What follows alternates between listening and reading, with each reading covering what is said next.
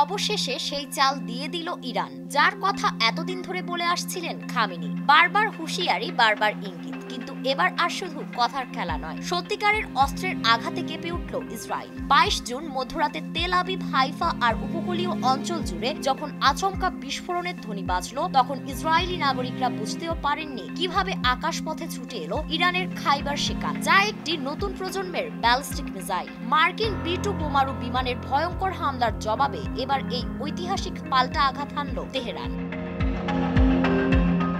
ইসরায়েলের বিখ্যাত আয়রন ডোম, David sling কিংবা আকাশ প্রতিরক্ষার কোনো স্তরই এই মিসাইলকে চিহ্নিত করতে পারেনি, তাই হামলার আগে কোনো সতর্কবার্তাও শোনা যায়নি। ইসরায়েলি গণমাধ্যম টাইমস অফ ইসরায়েল জানিয়েছে, কেন এমন হয়েছে তা নিয়ে তদন্ত শুরু করেছে দেশটির হোম ফ্রন্ট কমান্ড।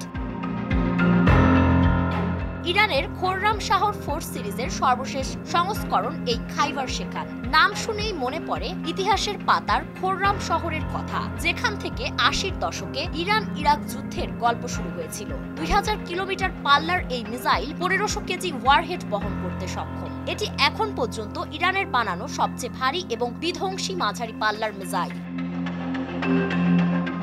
কিন্তু শুধু ওজন বা পাল্লা নয়, এই মিসাইলের আসল শক্তি তার বুদ্ধিমত্তায়। তরল জ্বালানি চালিত হওয়ায় এটি বায়ুমণ্ডলের বাইরে গেলেও গতিপথ পরিবর্তন করতে পারে। এর সর্বোচ্চ গতি ম্যাক 16, অর্থাৎ শব্দের গতির 16 গুণ। এই গতির কারণে এই অস্ত্র আকাশ প্রতিরক্ষা রাডারের চোখ এড়িয়ে আঘাত হানে নির্ভুলভাবে। আমেরিকার B-2 বোমারু যেমন গোস্ট হিসেবে পরিচিত, তেমনি এই মিসাইলকেও বলা হয় ফ্যান্টম।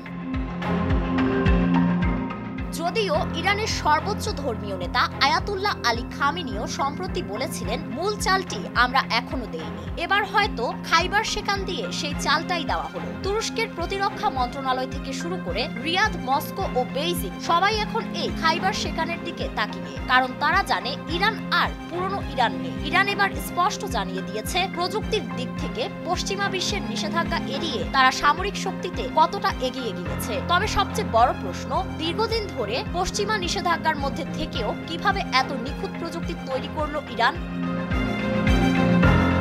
ফারিন রহমান প্রীতি, নয়া দিগন্ত।